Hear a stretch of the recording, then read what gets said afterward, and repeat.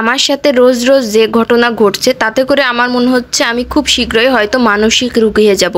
খুব তাড়াতাড়ি হয়তো আপনারা আমাকে পাবনাতেই দেখতে পাবেন, কারণ এত রকম টেনশন, এত রকম প্যারা আমি আর নিতে পারছি না, যে কারণে আমার কাছে মনে হচ্ছে আমি খুব তাড়াতাড়ি হয়তো মানসিক রোগী হয়ে যাব।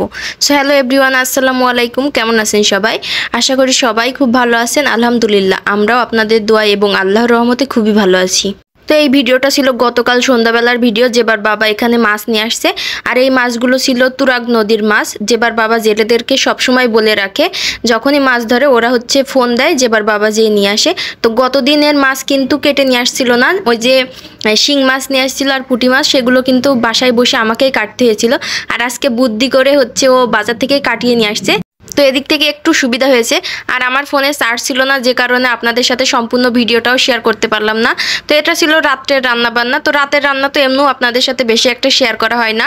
তো মাছ যেহেতু ছিল, তো ভাবলাম এই মাছগুলোই ভুনা করি, খেতে বেশ ভালো লাগবে। আর এই মাছগুলো যে এত টেস্ট কি বলবো, মনে হয় একদম আমাদের খাল বিলে যে ধরনের মাছ পাওয়া যায় না, ঠিক মিষ্টি মিষ্টি একটা স্বাদ। যেহেতু নদীর মাছ, খেতে তো ভালো হবেই। তো এই ভিডিওটা ছিল গতকাল রাতের, আর এটা হচ্ছে আজকে সকালে দুপুরের জন্য রান্না বান্না করবো, তাই সব কিছু গুছিয়ে নিয়েছি। আর কালকে রাত্রে যে মাছটা ভুনা করেছিলাম তার থেকে কিন্তু এখনও 2 পিস মাছ আছে, তো ওটা হচ্ছে সকালবেলায় খেয়ে নেবো। আর এখানে হচ্ছে দুপুরের জন্য রান্না করছি। তো আজকে একটা মাছময় দিন, মানে সব কিছু মাছ দিয়েই রান্না বান্না করছি। তো ভাবলাম এই সাজো মাছগুলো, মানে টাটকা মাছগুলো যদি ভেজে খাই পেঁয়াজ মরিচ দিয়ে, তাহলে খেতে খুব ভালো হবে। তো এটাকে আমরা কিন্তু মানে আমার বাবার এলাকায় বা শ্বশুরবাড়ি এলাকায় এই মাছটাকে চ্যাং মাছ বলি, আবার এটাকে হচ্ছে টাকি মাছও বলে। তো আমরা চ্যাং মাছ বলি, আপনারা কারা কি নামে ডাকেন সেটা কমেন্ট করে জানাবেন। আর কেউ কি এটাকে হচ্ছে চ্যাং মাছ বলেন কিনা সেটাও কমেন্ট করে জানাবেন। তো এই যে এই হচ্ছে টাকি মাছগুলো পেঁয়াজ মরিচ দিয়ে ভাজছি, আর তার সাথে শিং মাছ দিয়ে পটল আর আলু রান্না করব। তো পেঁয়াজ মরিচ দিয়ে মাছ খেতে বেশ ভালোই লাগে। তো গতকাল রাতেই তো টাকি মাছগুলো ভুনা করছিলাম, যেবার বাবা বলছিল যে মাছ একটু ভাজার জন্য।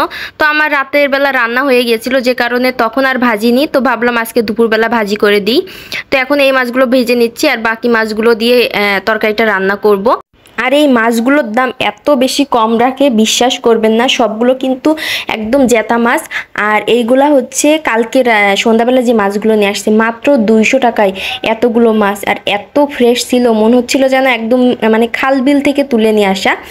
তো মাছগুলো খুবই টেস্টি হয়, আর মাঝে মধ্যেই কিন্তু এরকমভাবে মাছগুলো নিয়ে আসে। তো এই যে এখন মাছ দিয়ে পটলের তরকারিটা রান্না করব। তো এখন হচ্ছে সব কিছু মশলা একবারে দিয়ে একটু তরকারির সাথেই কষিয়ে নেব, মানে পটলটার সাথেই কষিয়ে নেব। তো আমি সকালবেলা উঠেই প্রথমেই ভাবি যে কি রান্না করব, মানে আগের দিন থেকেই ভেবে রাখি যে কালকে সকালবেলা উঠে কি রান্না করব। সারা রাত চিন্তা করার পরেও যদি একটা রেসিপি বের করি যে সকালে উঠে এইটা রান্না করব, তারপরেও যেন ঘুম থেকে ওঠার পর ফ্রিজের সামনে যে আধা ঘন্টা দাঁড়িয়ে থাকতে হয় যে কি রান্না করব কি রান্না করব। তো কার কার সাথে এমনটা হয় অবশ্যই কমেন্ট করবেন। আমি তো মানে ফ্রিজ খুলে মানে বুঝতেই পারি না যে কি রান্না করব, কোনটার সাথে কি রান্না করব। তো এই বিষয়গুলো ভাবতে ভাবতে না মাথাটা পুরো হ্যাং হয়ে যায়। আর তার সাথে সারাদিনের পেজে যে কি আপলোড করব এইটা তো আছেই। তো এই দুইটা চিন্তা ভাবনা করতে করতে হয়তো খুব শীঘ্রই আমি মানসিক রোগী হব, কারণ আমি এত চিন্তা ভাবনা নিতে পারছি না। রেগুলার হচ্ছে রান্না বান্না, কি রান্না করব, পেজে কি আপলোড করব, কি ভয়েস ওভার দেবো, কি থাম্বনেল বানাবো, মানে এইগুলো নিয়ে চিন্তা করতে করতে জীবনটা শেষ হয়ে যাচ্ছে। তো খুবই খারাপ লাগে মাঝে মধ্যে, মনে হয় যেন না আর কাজ করব না, তারপরেও আবার হচ্ছে ধৈর্য ধরে করতে থাকি, কি আর করার। আর এই যে রান্না করতে করতে রেগুলার কারেন্ট চলে যাবেই, এই দুপুরের টাইমটাতেই কারেন্টে যেতে হবে। তো ভালোই হয়েছে, একদিক থেকে আমার সব তরকারিটা রান্না হয়ে গেছে, মাছটাও ভাজি হয়ে গেছে আর তরকারিটাও রান্না হয়ে গেছে, তারপরেই কিন্তু কারেন্টটা চলে গেছে। আর ভাতটা হচ্ছে আমি একটু পরে বসাবো, আজকে সকাল সকালই তরকারিটা রান্না হয়ে গেছে, ভাতটা আমি দুপুরের দিকেই বসিয়ে দেবো। আর এই যে এখন মাছের অ্যাকুরিয়ামটা বের করে নিয়ে আসলাম, ভাবলাম আজকে সকাল সকাল রান্না বান্না হয়ে গেছে, তাহলে মাছের অ্যাকুরিয়ামটা একটু পরিষ্কার করে দিই।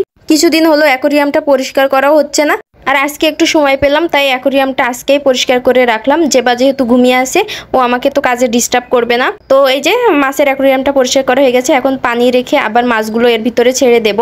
তো ভিডিওটা কেমন লাগলো অবশ্যই কমেন্ট করে জানাবেন, কারণ আজকের ভিডিওটা এখানেই শেষ করছি।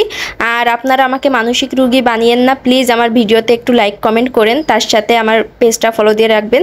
আর ভিডিওটা যারা ইউটিউব চ্যানেল থেকে দেখছেন তারাও আমার চ্যানেলটা সাবস্ক্রাইব করে রাখবেন প্লিজ। আপনাদের কাছে অনুরোধ থাকবে, ভিডিওটা ভালো লাগলে কিন্তু লাইক করতে ভুলবেন না। সবাই ভালো থাকবেন, আল্লাহ হাফেজ।